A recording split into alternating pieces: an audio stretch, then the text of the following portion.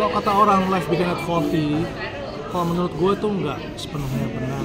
Karena buat gue, selama lu sadar kapan lu bisa memperbaiki diri, mau mengupgrade, ya saat itulah menurut gue tuh hidup lu baru mulai sebenarnya gitu. Dan gue ingat betul kok waktu itu ketika bikin film Bintang Jatuh itu kan nikmat banget ya, kita nggak mikirin orang mau ngomong apa, mau 1 juta penonton mau enggak gitu.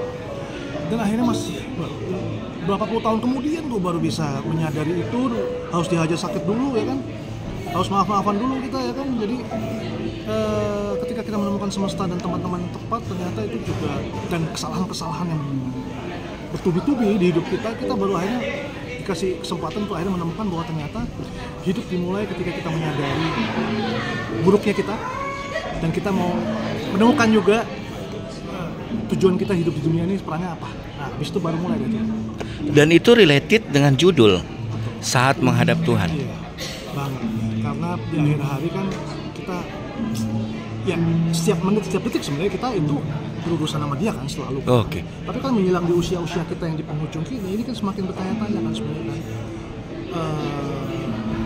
Kesalahan-kesalahan apa, terus apa yang harus gue bertanggung jawabkan sampai gue besarin anak itu salah nggak gue? Kenapa ada anak yang sampai mukulin orang sampai mati tega, itu salahnya siapa gitu? Terus kalau anak gue dapat guru yang salah ntar gimana gitu kan? Pada akhir hari sebenarnya semuanya karakter yang dicipta sampai dia tua, dia kayak apa, itu kan yang melahir, yang bertanggung jawab orang tua dan keluarga. Jadi menurut gue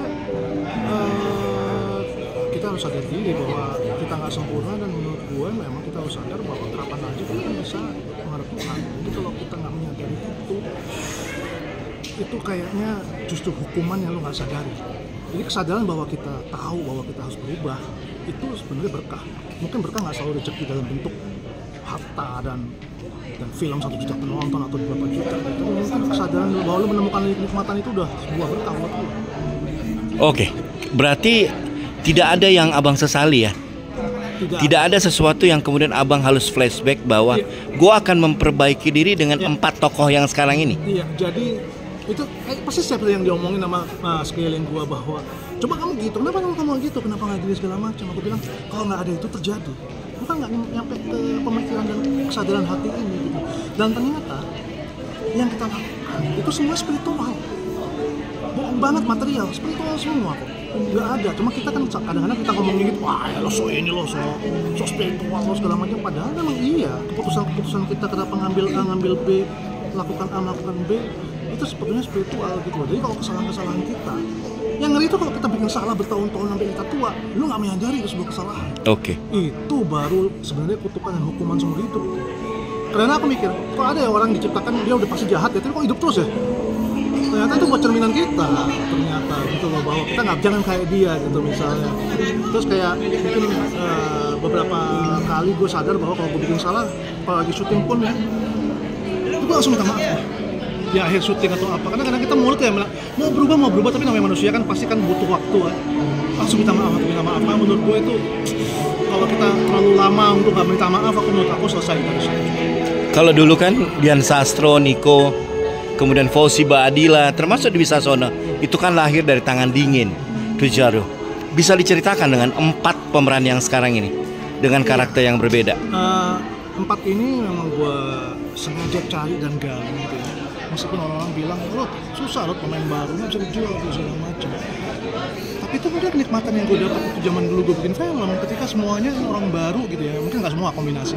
Nah, 4 orang ini gue cari khusus setelah gue belajar dari puluhan tahun gue bikin film. Orang seperti apa, mentalitas seperti apa yang dia bisa kasih nyawanya terhadap karakter. Itu aku spesifik banget gitu, pas castingnya, pas ininya gitu, benar-benar spesifik.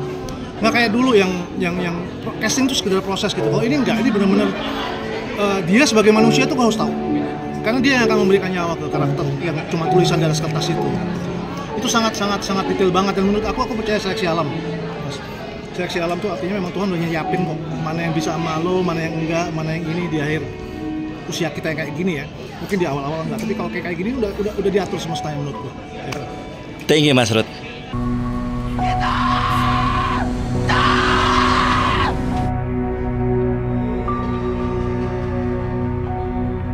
Ketika ada anak yang minta tolong,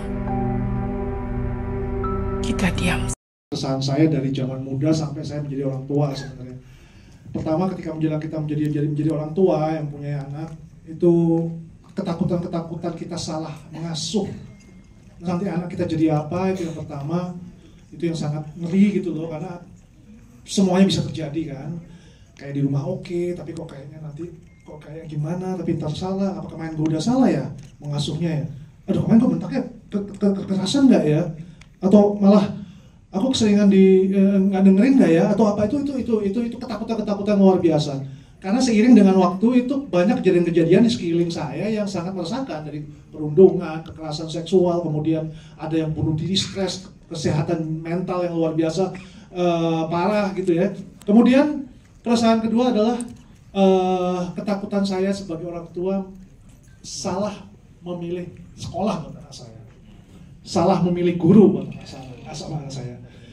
Karena ternyata dari pengalaman saya, tanpa saya harus menyebutkan nama dan tempat ya, sempat kita salah sekolah dan salah guru sehingga anak saya agak terkoyak. Kemudian saya introspeksi, apa sayanya kali ya, tapi yang ini kayaknya bukan deh, ini kan aku udah rubah pola asuhku di sini, tapi yang ini kayaknya kok dia terus menjadi korban ya. Kalau anaknya misalnya di sekolah bagaimana, dia jadi korban, kurang nilainya, tiba-tiba nggak ngerjain ini, tiba-tiba menutup diri, tiba-tiba di kamar mandi, itu tetap salah dia. Terus di rumah kita juga mikir, jadi apa jangan-jangan gue nyalahin dia terus ya. Akhirnya saya memindah dia ke sekolah, ke sebuah tempat yang akhirnya mendapatkan guru yang tepat dan tempat yang tepat, dan akhirnya dia ternyata berubah menjadi lebih luar biasa. Dan tempat ini saya pakai syuting kebetulan gitu, karena di situ guru dipanggil kakak gitu. Jadi kayaknya terus anak-anak juga diperhatikan, setiap muridnya nggak dipukul rata gitu ya. Akhirnya anak saya berubah, saya langsung mikir, wah berarti sebenarnya kalau aku sebagai orang tua tidak terlambat, sempat untuk mengubah diri saya pola asuhnya, dan saya tahu menempatkan dia di guru yang tepat, tidak ada kata terlambat berarti gitu loh. Ini aja aku masih takut, kan ini masih SMA dia, yang satu SMA, yang ini mau lulus SMP, yang satu udah mau lulus SD. Ini tiga-tiganya nih deg-degan, aku nih milih sekolahnya jangan salah lagi nih. Itu selalu menjadi pertanyaan saya sebagai orang tua soalnya. Karena kadang-kadang tempat bagus dan fasilitas luar biasa itu tidak menjamin apa-apa. Ternyata kuncinya itu di guru. Belajar dari siapa. Dan kalau saya membuat film ini, memang keresahan saya bahwa saya memang bukan orang tua yang sempurna. Makanya saya mau share kita. Jadi gimana nih caranya nih kalau ini saya sampaikan dan saya bagi, dan ternyata anak saya juga sudah punya luka karena saya dan mungkin karena sekolah dan lain-lain. Ini lukanya nih gimana nih jangan sampai menjadi borok dan akhirnya berpanjangan, akhirnya menjadi karakter yang menakutkan, bahkan yang kita tidak mau gitu. Saja.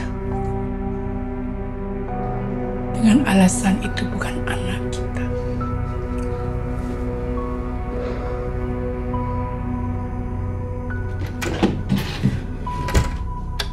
Semuanya, saya Nala, diperankan oleh saya di Indonesia Live ini.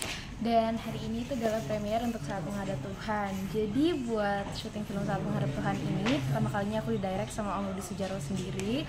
Terus menurut aku semua prosesnya dari mulai kita simulasi, itu Om Rudi manggil reading itu simulasi, itu prosesnya seru banget karena kita on hands banget sama karakter ya. Terus banyak karakter yang kita explore sendiri juga. Om Rudi itu benar-benar ngasih kebebasan kreatif buat kita sebagai pemeran juga. Terus selama syuting semuanya benar-benar kerasa real ya, apalagi lokasinya juga benar-benar di tempat-tempat yang terasa seperti rumah juga. Jadi kegiatannya benar-benar seru banget selama syuting, dan aku gak sabar kalian semua nonton Saat Menghadap Tuhan.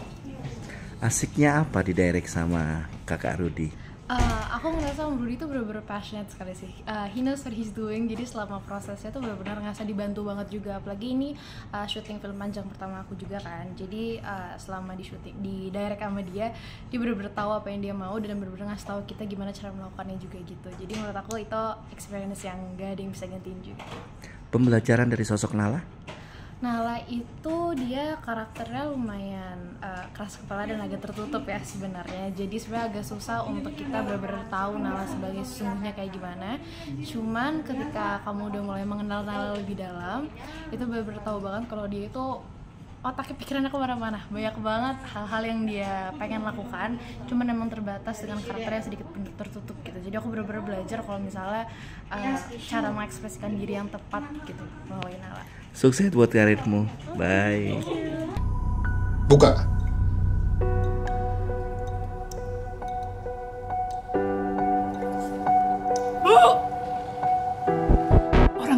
manusia. Kita juga manusia. Kalau orang tua. Hai, di sini gue Dede Satria dan di film Saat Menghadap Tuhan ini saya berperan sebagai Marlo. Ya, Marlo itu adalah sosok yang belum selesai dengan masa lalunya. Kebetulan Marlo juga berlatar belakang anak dari orang kaya, dan ya orang kaya tuh nggak selalu happiness, pasti ada sisi-sisi yang terbuka juga. Makanya pada saat sebelum aku mendapatkan skrip ini, bahkan aku tuh sebelumnya aku switch 3 kali karakter beda-beda. Jadi aku sempat jadi Gito di casting pertama, dan itu udah lock untuk Gito, dan ternyata dicoba nggak cocok. Aku sempat jadi guru, dicoba, ternyata mukanya terlalu bocah gitu kan. Suaranya doang yang bapak-bapak. Ternyata setelah dijadiin Marlo pun masih ada apa sih, rasa-rasa yang kayaknya kurang deh. Dicoba, dan akhirnya ya backstory dari cerita ini adalah Marlo adalah sosok orang yang belum selesai dengan masalahnya, dan dia ingin melampiaskan di film ini. Dia menjadi pembuli karena di rumahnya dia juga dia tuh nggak dapat kasih sayang dari orang tua. Oke. Tapi nanti kalau aku terlalu banyak cerita akan spoiler ya. Makanya jangan lupa untuk menonton. Tanggal berapa? Saat Menghadap Tuhan, tanggal 6 Juni. Terima kasih. Salah, guru salah, anak lari kemana?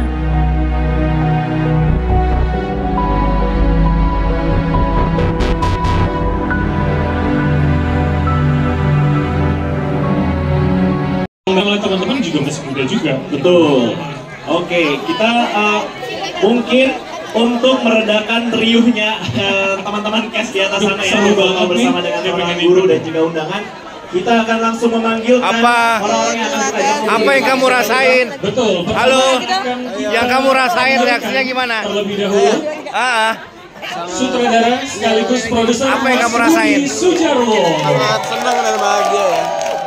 Silakan Mas Rudi Sujarwo untuk menempati duduk yang sudah kami sediakan. Kemudian selanjutnya kita akan panggilkan Mbak Rina Sujarwo selaku produser dari film Saat Menghadap Tuhan. Yeay. Bu, gimana Bu? Ibu guru? Oh iya, aduh saya sebagai guru rasanya kok kayaknya gagal menjadi guru kalau gitu ya. Miris banget, tapi Harus ngajak-ngajak dong ya. iya betul. Tayang tanggal berapa sih Bu? Tayangnya 6 Juni. 6 Juni. Hari Kamis. Dan hari Kamis harus ditonton ini. Bagus banget. Oke, makasih Bu Guru. Membuat suasana harum siang menuju sore hari ini. Betul, membuat hati kita bergemuruh dan emosi naik turun. Dialah yang membuat musik semakin intens dan emosional. Kita akan panggilkan langsung musik scoring oleh Adam Putra. Silakan Adam Putra. Oke, boleh teman-teman guru dan juga undangan, kita akan kasih kesempatan para cast untuk turun ke bawah. Kita akan langsung panggilkan saja. Ini kayaknya harus dipanggil supaya kerumunannya pecah ya. Benar ya. Jadi nggak terkumpul pada teman-teman cast. Oke, kalau gitu langsung saja kita panggil teman-teman cast yang sudah hadir pula di tengah-tengah kita. Kita akan pertama panggilkan dulu Mas Gilbert Patiruhu yang sebagai Papa Marlo. Oke, Mas Gilbert, silakan menempati tempat duduk yang kita sediakan. Kemudian selanjutnya ada Jiro Danusastro yang berperan sebagai guru. Kemudian ada Fenty Waro sebagai Ibu Naila dan juga Maya. Selanjutnya ada Dede Satria sebagai Marlo. Dede, silakan Dede, kita ke bawah. Oh, udah ada fans ya? Sudah ada, oh iya. Luar biasa, baru yang pertama tapi sudah langsung. Damar, mau bilang apa Damar? Mau bilang apa Damar? Ya, silakan. Sukses ya. Salah, guru salah, anak lari kemana?